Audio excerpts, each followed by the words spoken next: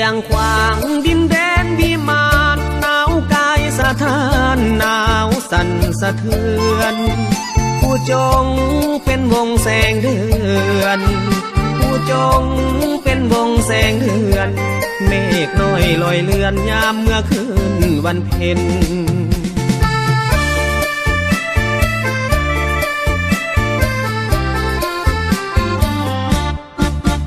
หมู่นางนาดน้อยนาลีลอยตามนาทีเป่งละสีสวยเด่น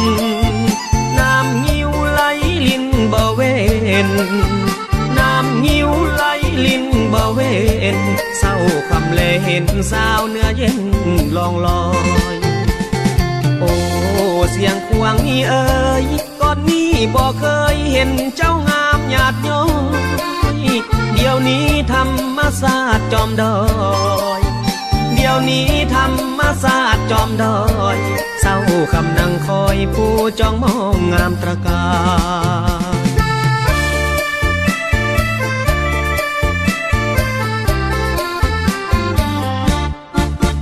ให้หินมิ่งควันเสียงขวางสายลมไหลลวงข้าสุดห่วงเมื่อฝัน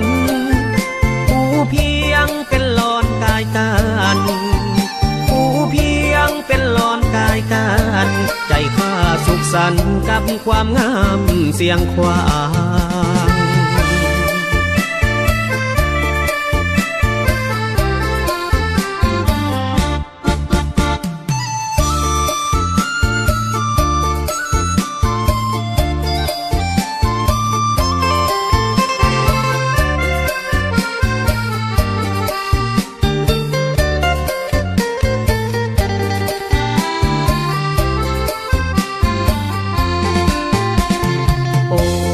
เสียงควงนี่เอ่ยก่อนนี้บ่เคยเห็นเจ้างามหยาดย้อยเดี๋ยวนี้ธรรมศาสตร์จอมดอยเดี๋ยวนี้ธรรมศาสตร์จอมดอยเศร้าคำนั่งคอยผู้จ้องมองงามตระการ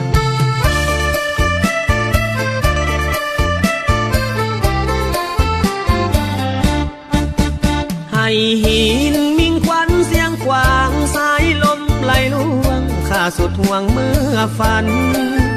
ผู้เพียงเป็นหลอนกายกันผู้เพียงเป็นหลอนกายกันใจข้าสุขสันต์กับความงามเสียงขวาง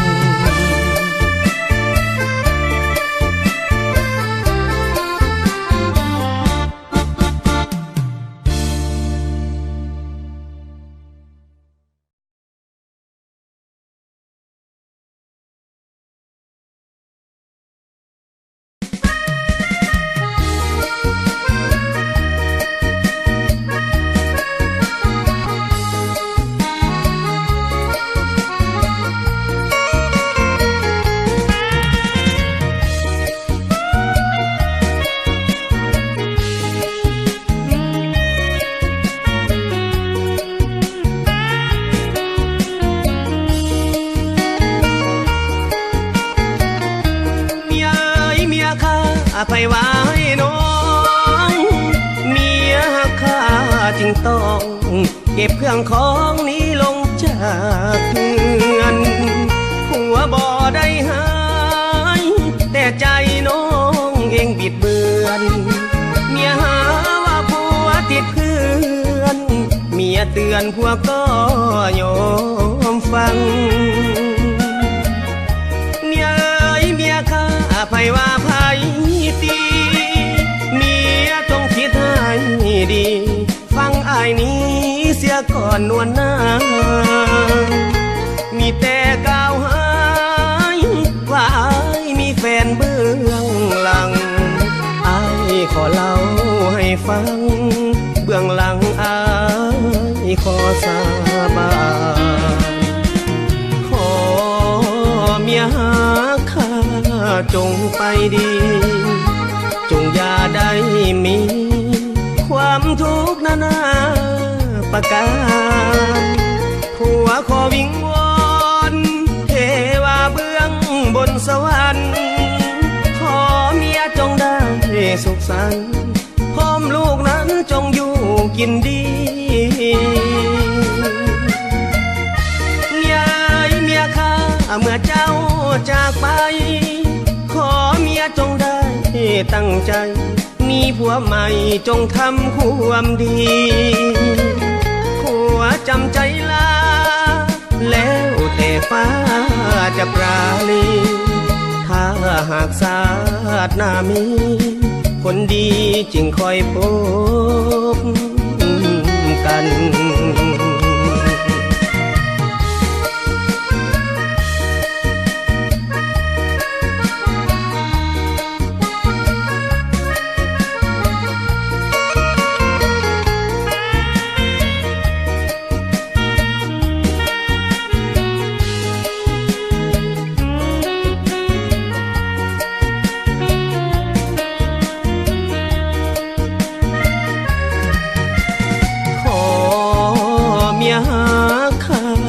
จงไปดีจงอย่าได้มีความทุกข์นานาประการผัวขอวิงวอนเทวาเบื้องบนสวรรค์ขอเมียจงได้สุขสันต์พร้อมลูกนั้นจงอยู่กินดียายเมียข้าเมื่อเจ้าจากไปขอเมียจงได้ตั้งใจมีผัวใหม่จงทำความดีผัวจำใจลาแล้วแต่ฟ้าจะปราณีถ้าหากศาสนามีคนดีจึงคอยพบกัน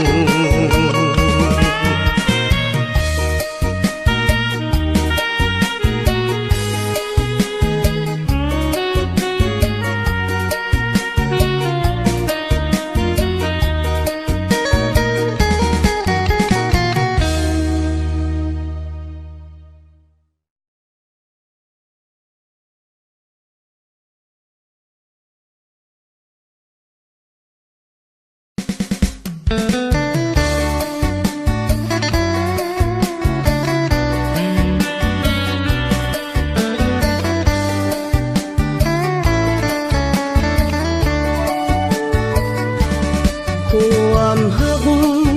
คือพลังแห่งดวงชีวิตพระพรหมลิขิตเนรมิตมาพบกันฮักเขาหวานซื่อสมซื่นสุขสันต์เอาเพ้อลำพันถึงวันเข้าสู่วิวาสร้างหวังเป็นพลังอยู่ในหัวใจเริ่มชีวิตใหม่สดใสเนื้อนินจินดาอย่าเกรงไว้วันพุ่งมานอิสาแม้นสิ้นชีวาอย่าเปลี่ยนทางห่างไกลเปียกเพิงล่องเรือไปตามสายทานร่วมประสานสายทานหักแห่งใจประคองเหือหักไปสู่แดนสิวิไลอย่าเพียนดวงใจให้นาวาหักนี้สลาย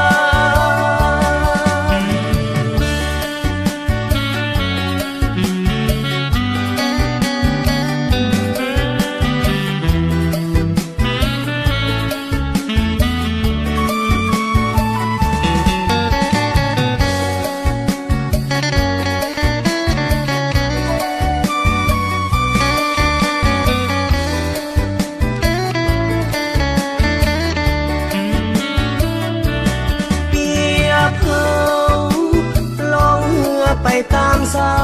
ยทานร่วมประสานสายทานหักแห่งใจ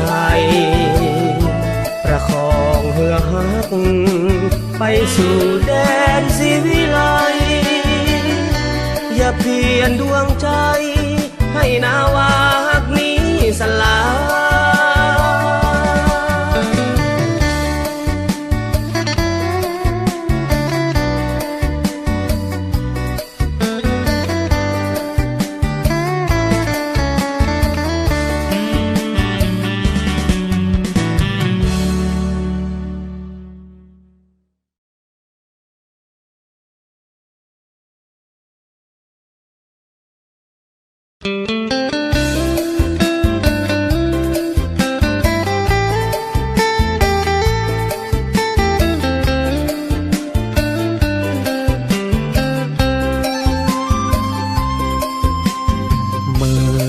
านทั้งสอง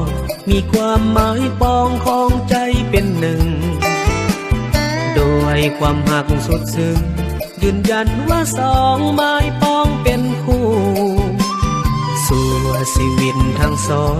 หวังหวมเป็นทองแผ่นเดียวคงอยู่สู่ชีวิตอดสู้จะอยู่ด้วยกันจนวันแก่เฒ่ายินดีที่มีงานวิวาเพื่อนมิตรลุงตาต่างก็มาทำงานมาร่วมใจกันสร้างฝันให้ท่านสุขสมขอให้ท่านทั้งสองจงคองหากันให้ยืนยาวมันขอให้ท่านทั้งสองอย่าแปรผัน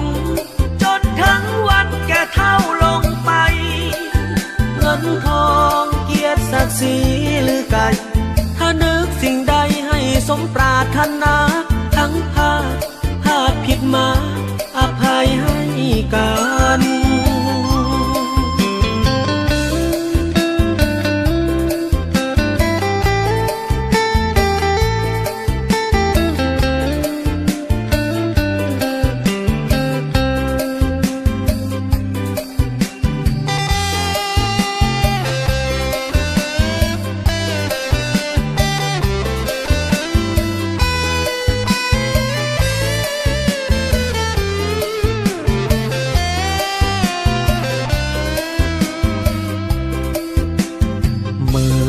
ท่านทั้งสองมีความหมายปองของใจเป็นหนึ่งโดยความหักสุดซึ้งยืนยันว่าสองไม้ปองเป็นคู่สู่ชีวิตทั้งสองหวังหวมเป็นทองแผ่นเดียวคงอยู่สู่ชีวิตอดสู้จะอยู่ด้วยกันจนวันแก่เฒ่ายินดีที่มีงานวิวาเพื่อนมิตรลุงตาต่างก็มาทำงานมาร่วมใจกันสร้างฝันให้ท่านสุขสมขอให้ท่านทั้งสองจงคองหากันให้ยืนยาวมันขอให้ท่านทั้งสองอย่าแปรผันจนทั้งวันแก่เฒ่าลงไปเงินทองเกียรติศักดิ์ศรีหรือไก่ถ้านึกสิ่งใดให้สมปรารถนาทั้งพลาดผิดมาอภัยให้กัน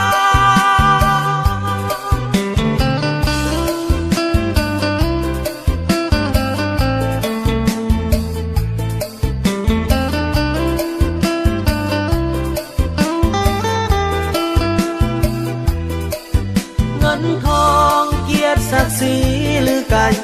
ถ้านึกสิ่งใดให้สมปรารถนาทั้งพลาดผิดมาอภัยให้กันขอให้ท่านทั้งสองจงคองหากันให้ยืนยาวมันขอให้ท่านทั้งสองอย่าแปรผันจนทั้งวันแก่เฒ่าลงไปเงินทองเกียรติศักดิ์ศรีหรือไก่ถ้านึกสิ่งใดให้สมปรารถนาทั้งพลาดผิดมาอภัยให้กัน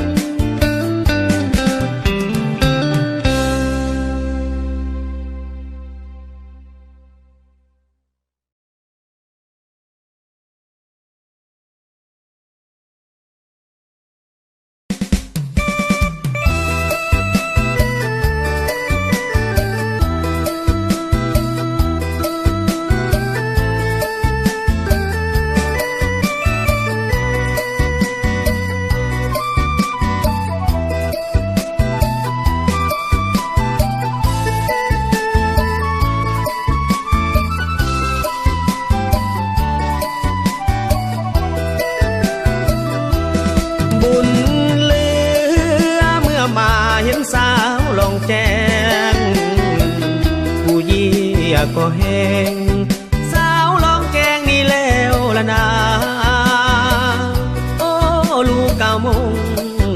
วาดทรงเหมือนหนึ่ง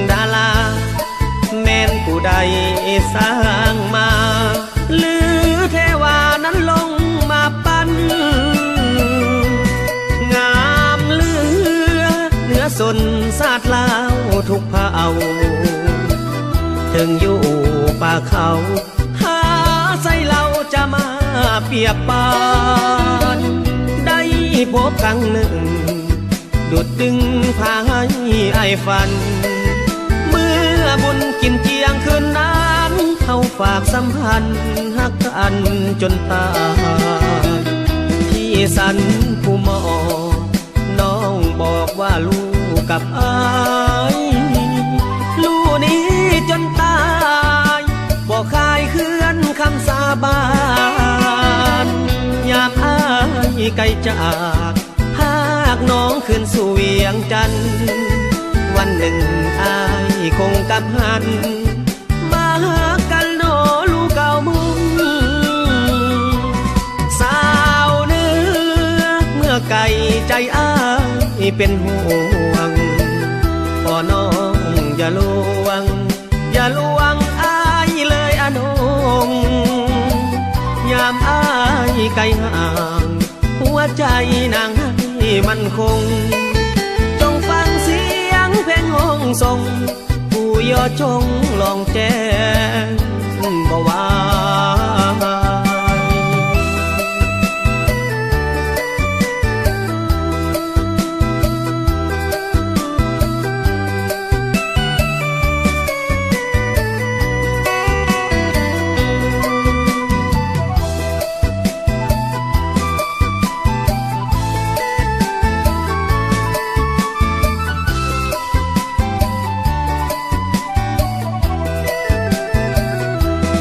สันผู้หมอน้องบอกว่าลูกกับอายลูกนี้จนตายบอกคายเคลื่อนคำสาบานยามอายไกลจากหากน้องขึ้นสู่เวียงจันทร์วันหนึ่งอายคงกลับหันมาหากันโนลูกเก่ามุ่งสาวเนื้อเมื่อไก่ใจอายเป็นห่วงขอน้องอย่าลวงอย่าลวงอายเลยอนงยามอายไกลห่างหัวใจนางให้มันคงจงฟังเสียงเพลงห้องส่งผู้ยอจงลองแจ้งบ่ว่า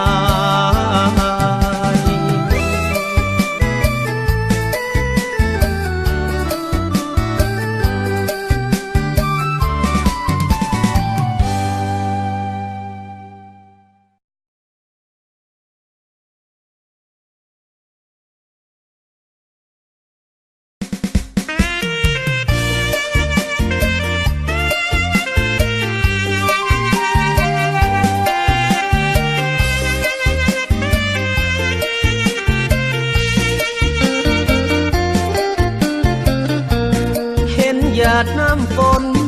หล่นจากสายคาเหมือนหยดน้ำตายามฟ้าสะอื้นฟ้าคงจะปวดดวงใจสุดฝืนฟ้าจึงสะอื้นมองมนจนซ้ำสวงในฟ้าโกรธเครื่องไฟจึงแอบระทมหรือว่าฟ้าตรงเป็นแผลหัวใจหรือมีความผิดอารมณ์หวั่นไหวหรือคนหักนายฟ้าจึงได้หลั่งน้ำตาดินอยากสาอยากเซดน้ำตาฟ้าหลังแต่เกงฟ้าสั่งว่าดินต่ำกว่าฟ้าดินยังหวังตั้งใจเอาไว้ว่าแม้นฟ้าสิ้นคนปรารถนาจงโน้มลงมาดินจะประคองฟ้าอย่าโศกสันอย่าหวั่นเกรงกลัวดินจะสร้างตัว เป็นภูเขา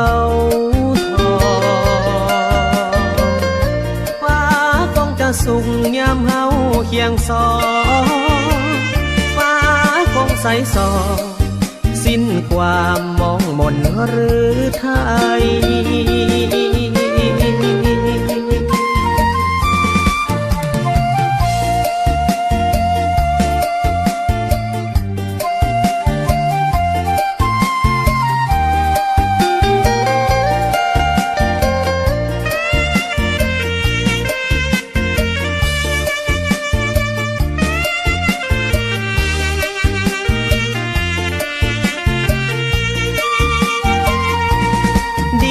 อยากสาอยากเซ็ดน้ำตาฟ้าหลังแต่เกรงฟ้าสั่งว่าดินต่ำกว่าฟ้าดินยังหวังตั้งใจเอาไว้ว่าแม้นฟ้าซึ่งคนปรารถนาจงโน้มลงมาดินจะประคองฟ้าอย่าโศกสันอย่าหวั่นเกรงกลัวดินจะสร้างตัวเป็นภูเขาทองฟ้าคงจะสุขยามเฮาเคียงสองฟ้าคงใสสอสิ้นความมองมนหรือไทย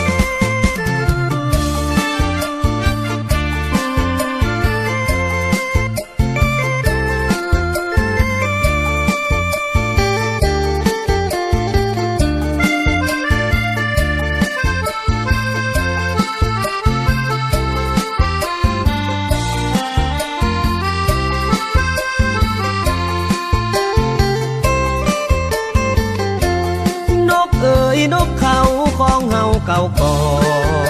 นเจ้าภาคจากคอนลงคู่ไปอยู่แห่งใด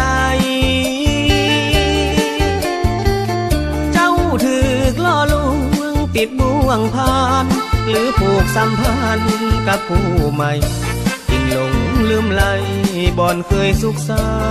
นต์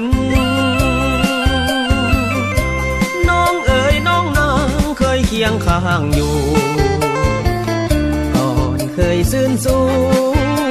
พบคู่ไม่เปลี่ยนแปรผันเจ้าลืมรสฮักที่ดื่มดำเจ้าลืมน้ำคำเคยยึดมั่นความอธิษฐานฮักกันจนตายทิ้งก่อนคนเก่าที่เจ้าเคยนอนเหลือเพียงอนุสรณ์แห่งความหลังเตือนใจเห็นซากหมอนหางที่นางมูหอมกินเนื้ออุ่นยังจำได้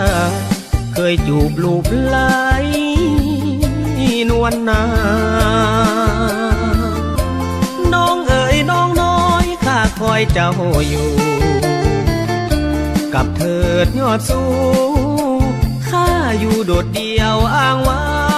งแม้นเจ้าลงเดินทางผิดไปจงกลับหัวใจเถิดน้องนากินก่อนคนหลังยังคอย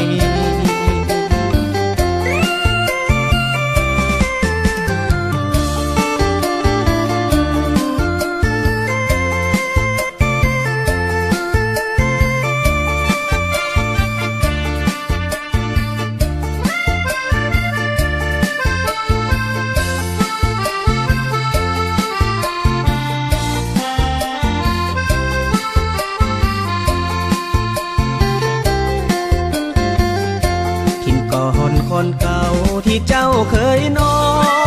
นเหลือเพียงอนุสรณ์แห่งความหลังเตือนใจเห็นซากหมอนหางที่นางมูหอมกินเนื้ออุ่นยังจำได้เคยจูบลูบไหลนวลนางน้องเอ๋ยน้องน้อยข้าคอยเจ้าอยู่กับเถิดยอดสูงข้าอยู่โดดเดี่ยวอ้างว้างแม้นเจ้าลงเดินทางผิดไปจงกลับหัวใจเถิดน้องนากินก่อนคนหลังยังคอย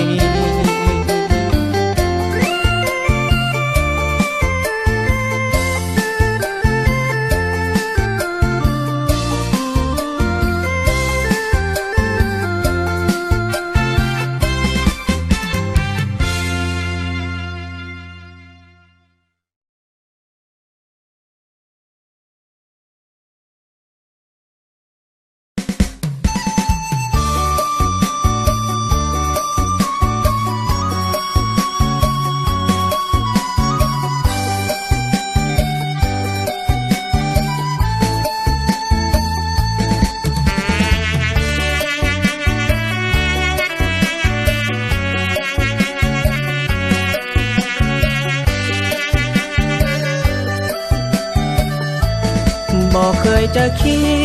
ดว่าน้องนั้นจะเปลี่ยนใจแม้นไกลแสนไกลอ้ายยังส่งใจไปหาสม่ำเสมอจดหมายส่งข่าวฝากมาทุกสัปดาห์ยังโทรศัพท์ถึงกันบอกเคยจะคิดว่าน้องใจง่ายอย่างนี้ห่างกัน2 ปีคนดีกับเปลี่ยนแปรผันหลอกให้หลงคอยใจน้อยมาด่วนลืมกันเงินนั้นสำคัญทำให้หาเขานั้นสลายจดหมายฉบับสุดท้ายส่งมาอ่านด้วยน้ำตาเป็นบทเชิญวิวาแก้วใจหลับตาภาวนาให้เป็นฝันไปแต่ก็จนใจความจริงบ่อาจหลีกพ้นโปรดจงสุขีขอฝากเพลงนี้อวยพรส่วนนิรันดรขอดวงสมรสุขล้นศาสตร์หน้ามีจริงกลับมาเป็นยอดยิ่งอีกคนศาสตร์นี้จำทนหักกันได้เพียงข้างทาง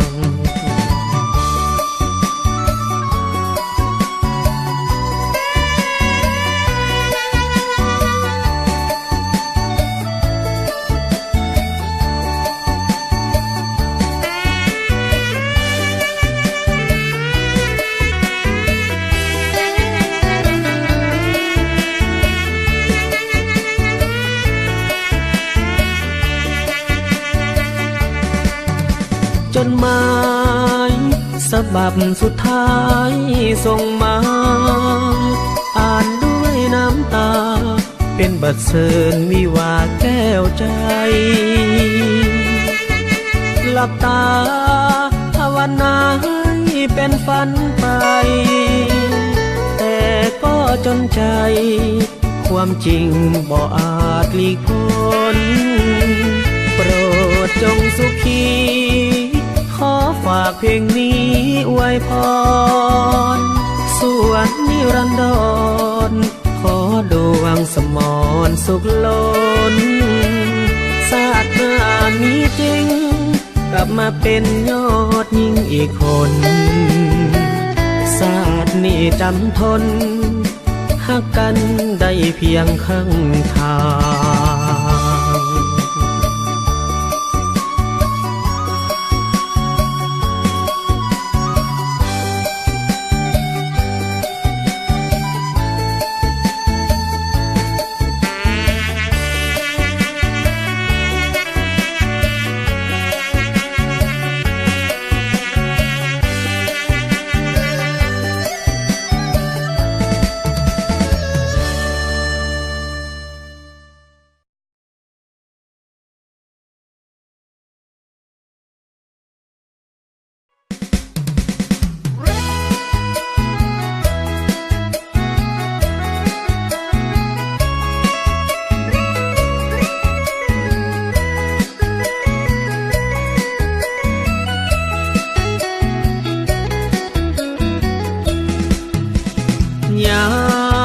เศร้าตรู่แมงผู้จะบินไปไสตะเว้นยังอยู่ห่างไกลยังบอกยังใสดังใจไม้ปองเลี้ยวแลมองดอกไม้ใบเขียวเหนียวใจไฟฝันเพ้อลำพันคอยคองหอมดอกไม้กลิ่นโหยลงมาตะเว้นยังมัวอย่ามัวเอียงอายขวัญใจคอยคะนึงน้ำเสน่ห์เคยลำจะมาหรือใดจะมาหรือใดจะมาหรือใด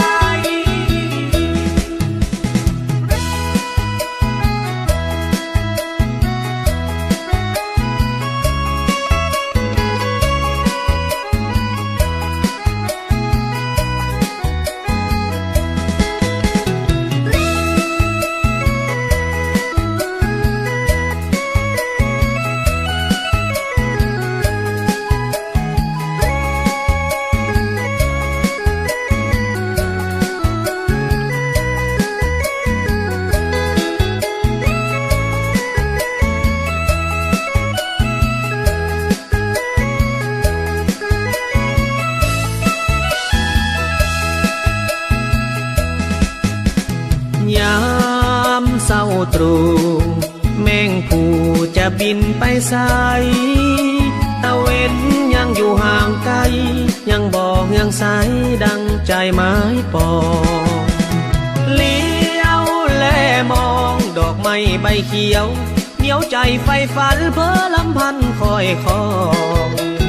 หอมดอกไม้กลิ่นโหยลงมาตะเว้นยังมัวอย่ามัวเอียงอายขวัญใจคอยคะนึงน้ำเสน่ห์เคยลำจะมาหรือใดจะมาหรือใดจะมาหรือใด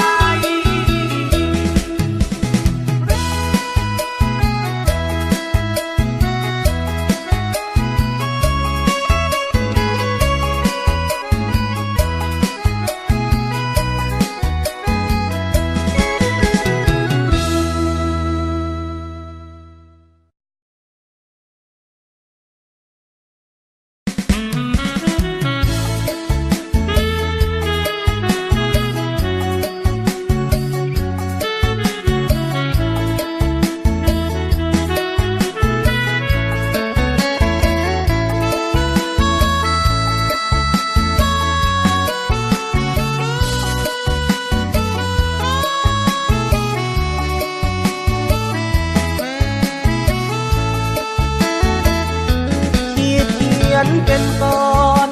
อวยพรแก่คู่บ่าวสาวที่ความลืมก้าวเข้าสู่ประตูวิวาห์แด่คู่สมรสสมฮักสมปรารถนาขอนใสทั่วทั้งโลกาหลั่งมาเพื่อความสุขสันต์ขอท่านทั้งสองของฮักคู่ฟ้าคู่ดินฮักอย่าสูญสิ้นหลั่งลิ้นจากบนสวรรค์สุขในงานวอขอจงเป็นกว่าแก้วเมียควันฮักจริงใจเดียวผูกพันฮักกันตราบชั่วชีวิต สียงเพียงไกลต้องไปทั่วทุกแห่งหนยากมิตรหวังสนมากล้นในคุณความดีอายุวันนังสุขขังพลังเกิดมีโลคาพวยไพ่ห่างนี้มั่งมีราศีสดใสขอท่านจงมีบุตรยิ่งบุตรชายดังหวังคู่เคียงกันสร้างหนทางชีวิตยาวไกลสุดสิ้นกระแสแสงอาทิตย์ทองอำไพเป็นสายหูงามวิไลคู่กันไปอยู่บนวิมาน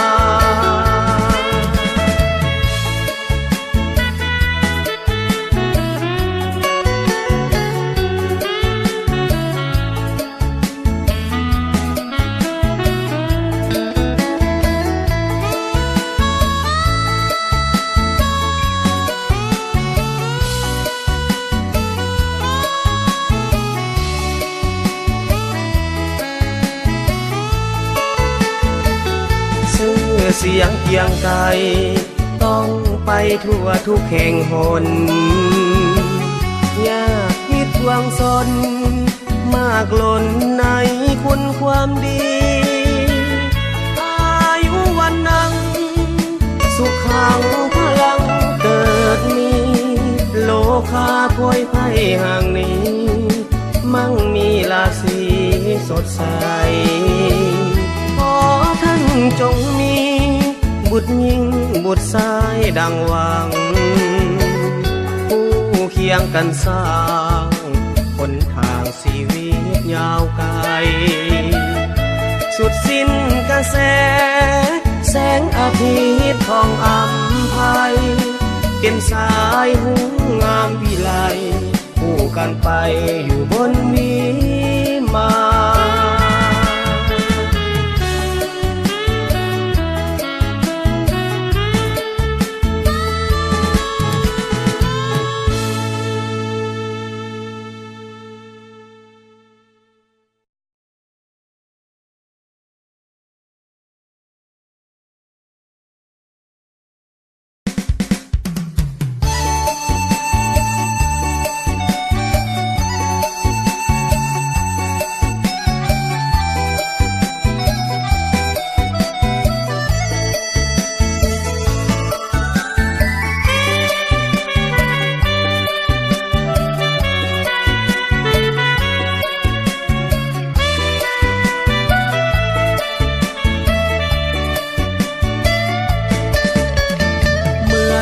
ดังเป็นบุญและวาสนาที่ช่วยนำซักพาถึงเมืองปากเซพบน้องนางนารีงามแท้มีเสน่ห์ดังจิตใจน้ำเสและดวงดอกไม้พบกุหลาบกลิ่นหอมของเมืองปากเซอายเฝ้าหลงทุ่มเทฮักจนหมดใจน้องเจ้าจงสงสารหอบพักบ้านมาให้จะถนอมขวัญใจบ่ให้เปลี่ยนสีขอวอนฟ้า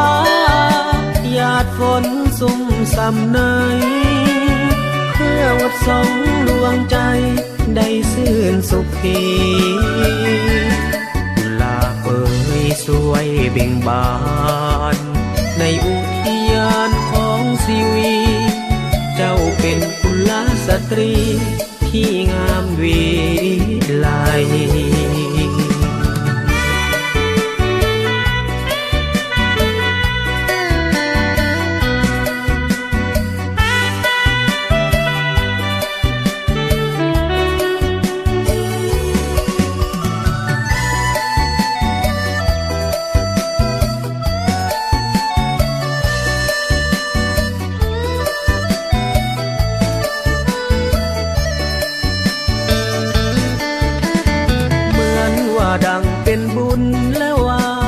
นาที่สวยนำซักผ้าถึงเมืองปากเซพบน้องนางนารี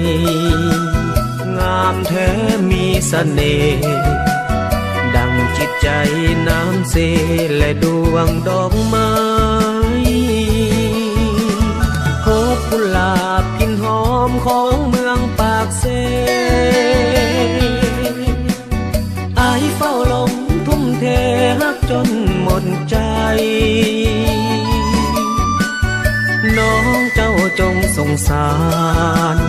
หอบพักบ้านมาให้จะถนอมขวัญใจบ่ให้เปลี่ยนสีขอวอนฟ้าหยาดฝนซุ่มซ้ำในเพื่อวัดสองดวงใจได้ซื่นสุขีกุหลาบเอ่ยสวยเบ่งบานในอุทยานของชีวิตเจ้าเป็นกุลสตรีที่งามวิไลขอวอนฟ้าหยาดฝนซุ่มซ้ำในเพื่อวัดสองดวงใจได้ซื่นสุขีกุหลาบเอ่ยสวยเบ่งบานในอุทยานของชีวิตเจ้าเป็นกุลสตรีที่งามวิไล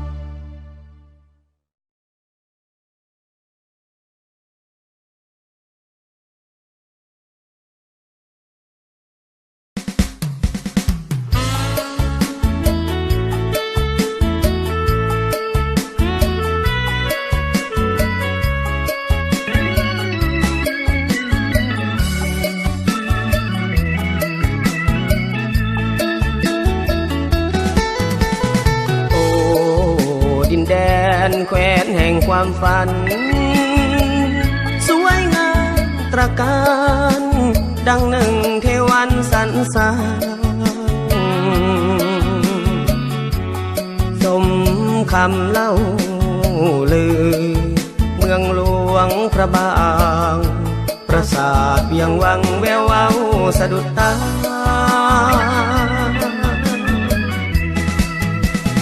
ยอดผู้สีสูงเด่นงามล้ำวัดว่าอาหารเป็นยิ่งขวัญเมืองสง่าฟุ้งสนทั่วไปใจล้วนเมตตาพุทธศาสนานำพาสุขสันต์ดินแดนแห่งความวิไลเลี้ยวแลแห่งใดส่วนจิตใจเบิกบานเฮินเที่ยวสมพิลมสำลานพบเห็นแต่หอยยิ้มนั้นพาฝันซึ้งตรึงใจถิ่นแดนใดใสจะเปรียบมือ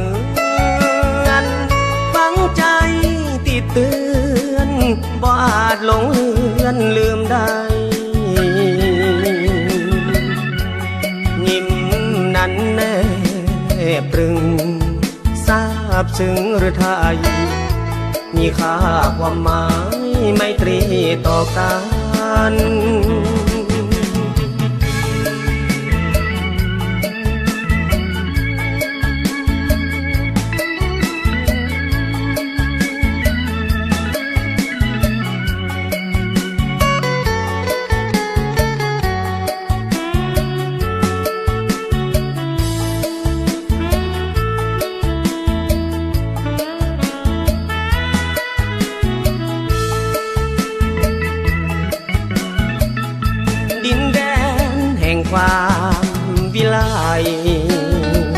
เลี้ยวแลแห่งใดส่วนจิตใจเบิกบานเฮินเที่ยวสมพิลมสำลานพบเห็นแต่หอยยิ้มนั้นพาฝันซึ้งตรึงใจถิ่นแดนใดใสจะเปรียบเหมือนฝังใจติดเตือนบ่อาจหลงเลือนลืมได้ยิ้มนั้นแนบตรึงซาบซึ้งหรือไทยมีค่าความหมายไมตรีต่อกัน